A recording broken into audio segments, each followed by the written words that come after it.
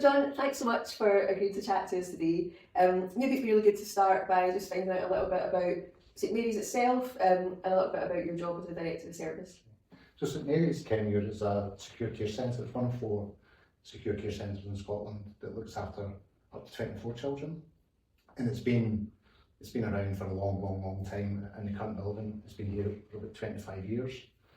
So it's a really important service for children who have faced extreme trauma and adversity and disadvantage.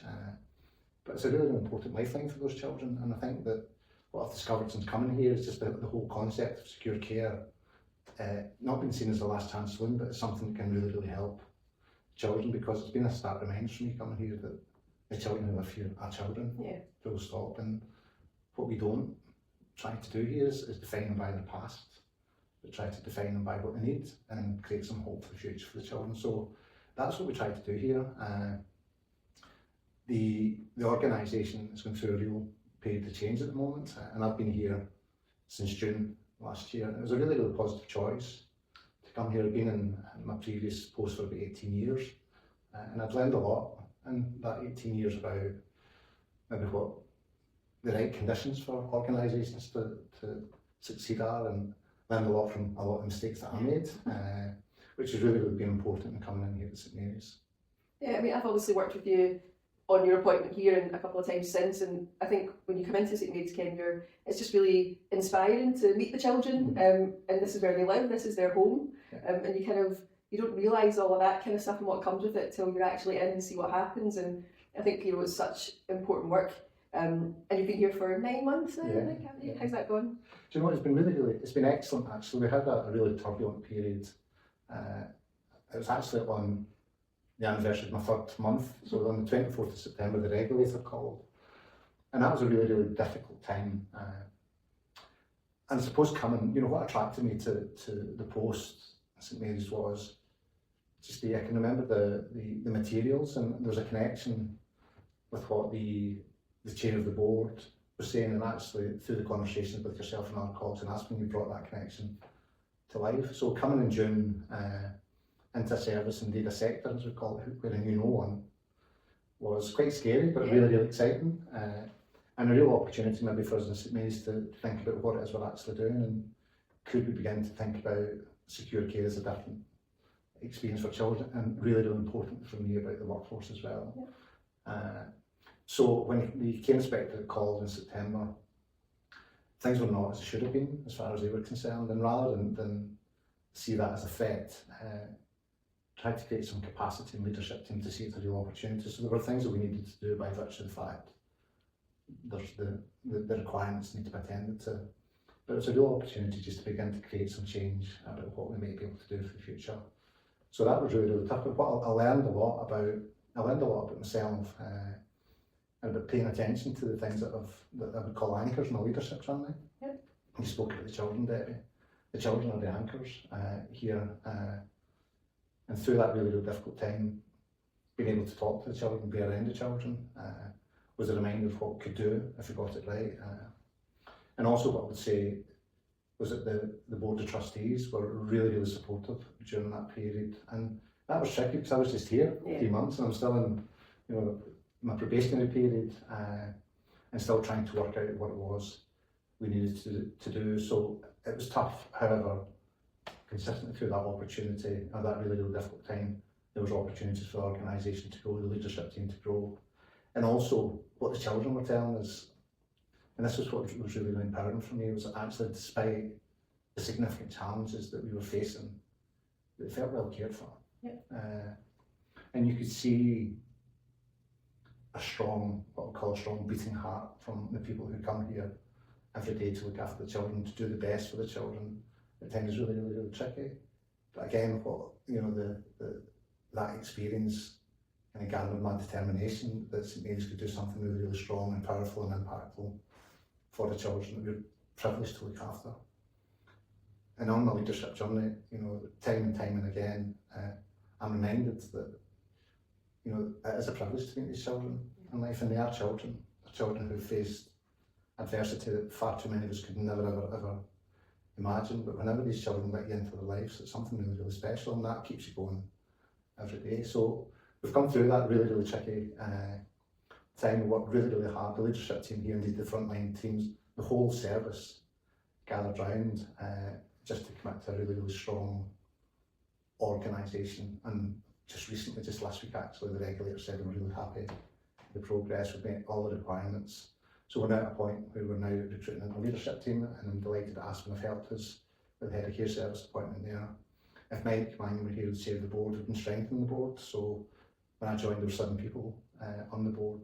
I think now there's probably 9 or coming up to 10 people. So again, not only is the service growing and changing in my time here, but the board of trustees is growing as well, and that board of trustees is hugely, hugely exciting because they've got, you can see a really, really strong skill set, but there's something core that unites us, and that's the children, you know, here. And again, from a leadership development point of view, what I've learned over the years, the thing that grounds me is that I'm here in service of the children, and without those children, I'm not here. I've got a board around me who think the same, and a leadership team that's emerging who think the same. So that's a fantastic position to be in. Yeah, it's a lot of work to do in 9 months as well, so well done to you and the board for all of that. And I think to get you to that point, you were obviously an Aberlour for a long time. Yeah. You know, and talk us through just the decision to move from Aberlour and why you were kind of in the market. So I suppose as it reflects, so this time last year was actually going through the recruitment phase, and it was probably the hardest decision that I've ever made, because the opportunities that I had in Aberlour to grow the organisation, to be innovative, were things I never realised I had in there. So, and again, from a leadership development point of view, you know, I can still remember my director, Jim Wallace, as we would call it, the Netflix moment, and we were talking a lot about company culture. And in this one-to-one session, with Jim, really, really deep thinker, he stops the session and he shows me this slide, and it's got a phrase on it that we help each other to be great. And that taught me a lot about leadership and the importance about investing in people and the importance of putting opportunities in front of people, and magical things happen. So in my time in Aberlour, I was really, really fortunate to lead a huge growth agenda. We added like 4 children's homes in the time that I was there, so that was almost doubling the size of the residential childcare estate. We led some innovation around love and care, which was really, really fantastic to see. We led some innovation about just keeping the promise around the reduction and the removal of restraint. So knowing that was all behind me, actually gave me courage, because you know that when you're in an organisation that's putting opportunity after opportunity in front of you, making a decision to go somewhere else was hard. Yeah. However, I think I said to you, Debbie, when I saw the advert, obviously there's been some conversation with yourself, but when I saw the advert, I felt a connection. And it was, you know, the way it was framed was the invitation was to come to be part of an organisation that was going to create hope for the future. And to me, that was too good an opportunity to miss. So that's what's kind of got me here. And what I also realised, and again, as I think back, is we think a lot about leadership models and, you know, the different types of leadership models, but I suppose that what's kind of driven me over a career, my own values, but also being what we call a relational leader. And as I arrived here, you know, but some people were saying, why St Mary's? However, I was overwhelmed by the message of support that were coming from those people who have known predominantly social work circles in Scotland. And that again was really, really empowering. And when we think back to the turbulent time with the care inspectorate, and the care inspectorate were absolutely fantastic. You know, but they were great. They helped us. They were really, really positive. And what made that journey easier was the fact we were able to be honest with each other. And that's something I've learned. I think as a young leader, if you can say that, you think, oh, where does honesty really, really sit? However, what I've learned here is the importance of being honest, and that's kind of got us through. So it was time for a change, and you know that I often reflect as well, I've got more of my career behind me than I've got ahead of me, and that's the truth. Yeah. But it feels good. It's a really, really good space to be in. I'm working in an organisation where, again, there's openness and transparency about that. You know, I'm not going to be here in 10 years' time, and that's okay. And I suppose to go back to the Jim Wallace Netflix moment, it's about creating leadership opportunities for the leadership team here and saying, look, this is what's in front of you, as opposed to being threatened by it. So it's been a really, really good move, and I'm now at a stage where I'm actually beginning to really enjoy the job, because I know I've got really, really good people around me. The teams, the people who work here, everybody who work here does something special. They've all got loads of different roles. You've got the estates team, the kitchen teams, the admin teams, and they're really, really important in the culture, because without them, the whole place begins to fall to bits. And then we've got the care teams who do some magical things with the children. And then we've got the leadership team, and indeed we've got a board of trustees who are really, really positive about the future as well. So the conditions feel really, really good. Yeah, no, it's really good to hear, and I think sometimes when someone's been in an organisation for that long length of time, it's quite scary thinking about not even going through the interviews and the recruitment process, but just not being there, because it's, you know it so well, and you know the people, and all, they've got good relationships and stuff. And how did you feel kind of being in the kind of active market, you know, like interviewing and stuff like that? So I'm guessing you wouldn't have done that for quite a while. So I hadn't done it. So I suppose there was 2 interviews, and there was one role.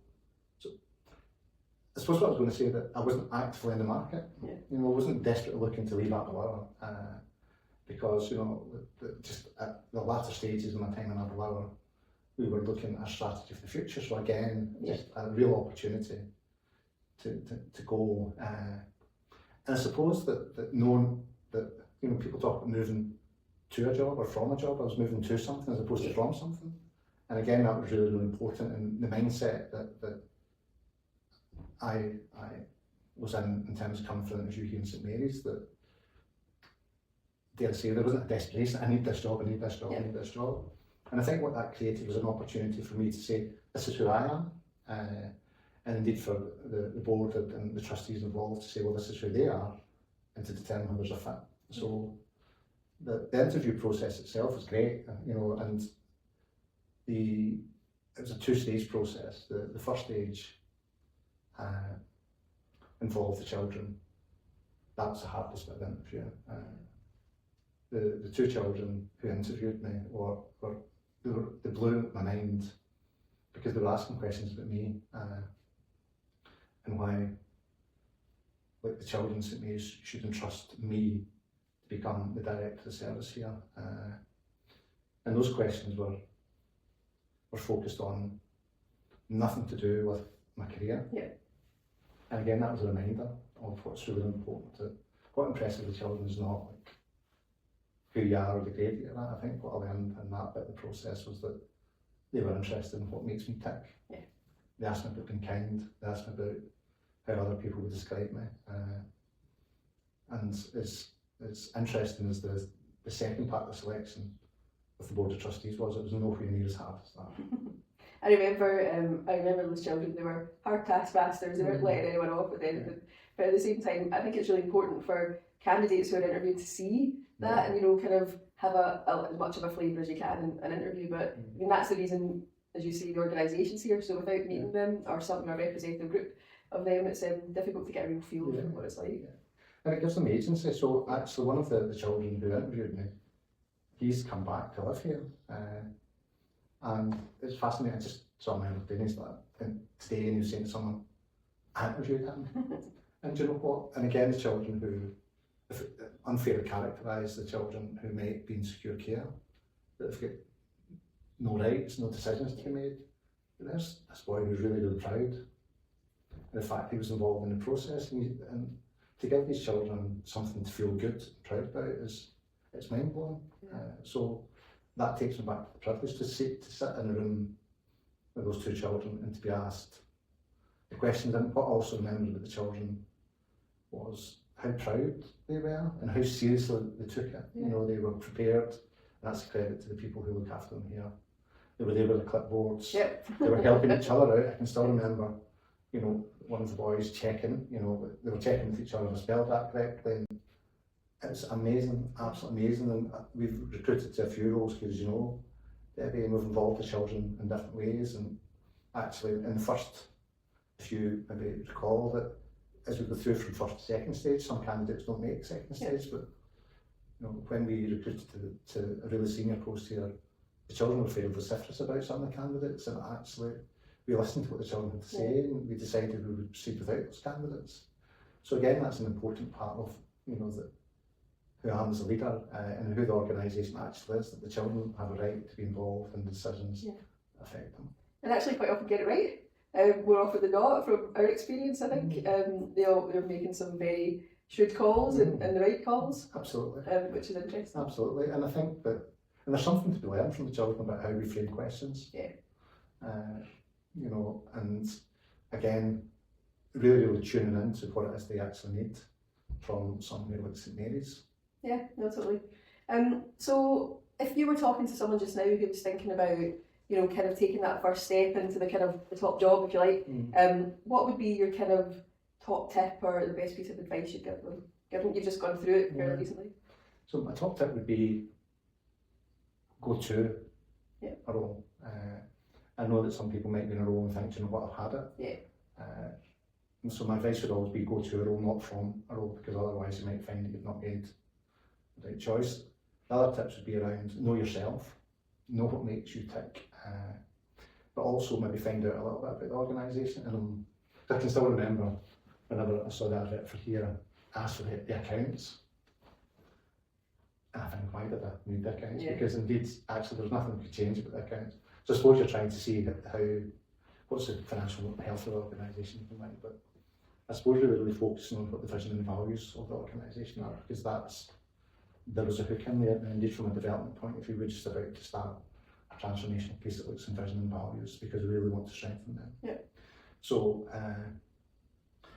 and also just, it's very, very cliche, but I suppose that I would say to people, just connect with what it is that makes you tick, and you know, that if you are minded to be in service of others, you know, your career will help you get there. Because for me, coming into the third sector, not exclusively, because I know that many colleagues who work in the strategy sector understand that as well, but the third sector really gives an opportunity to focus on what other people need. So that whole concept of being in service to others is something to pay attention to. And finally, I would say, whenever you think about it, culture is really important. And it's all cliched about culture, eat strategy for breakfast. But paying attention to what you're going to bring to culture. And being visible and connected to the business in every day is hugely important. So again, to be brave, you know, and like, be vulnerable. And again, there's lots written about the importance of courage and vulnerability in leadership journeys. And also, like, what I found through this recruitment journey as well was being able to have conversations with yourself and Lauren about checking things out, which again, it probably made me more curious as opposed to putting barriers up along the way. So I would always say, if you're looking through Aspen, you know, like, make sure you connect with the recruiter. And again, that suits me because I'm quite a relational person. But know who you are and why. Know your why, Simon, I would say. And there's that piece, I think, in the third sector in particular, it's not exclusive, but the values piece is so important. And it's something, as someone who works with the third sector all the time, that I think I must mention 100 times a day, because I think if your values aren't similar or in line with the organisation you're looking to move into, then it doesn't really matter what your skills and experience is. If those aren't a good match, then it's probably not going to work. That's right. I would agree with that. And it's funny, like, I'm almost 40 years in this work, and probably just about half of it is spent in the third sector. And just as I look back, the way that values has kind of dominated the agenda, and it's why we're here. And again, you know what, like, one of the hooks in coming into somewhere like St Mary's, a place where children are deprived of their liberty, one of the values is compassion. So, you know, as a social worker, that's something that if anyone ever wants to cut me into, they should see. Compassion's at the heart of who I am, actually. But you're right, David, the values are hugely important, and there's real opportunity for us here. Just to pause, just to think, you know, that we've got 6 values here, and, you know, a question, are there too many? And also an opportunity to think back to something Lynn spoke about earlier, you know, that we talk about. And we work in a policy context in Scotland that talks about the promise in children to experience love. So is it time to introduce something like love in the secure care centre? Yeah, I think that's quite a nice note to finish up on. John, thanks very much. Thank you.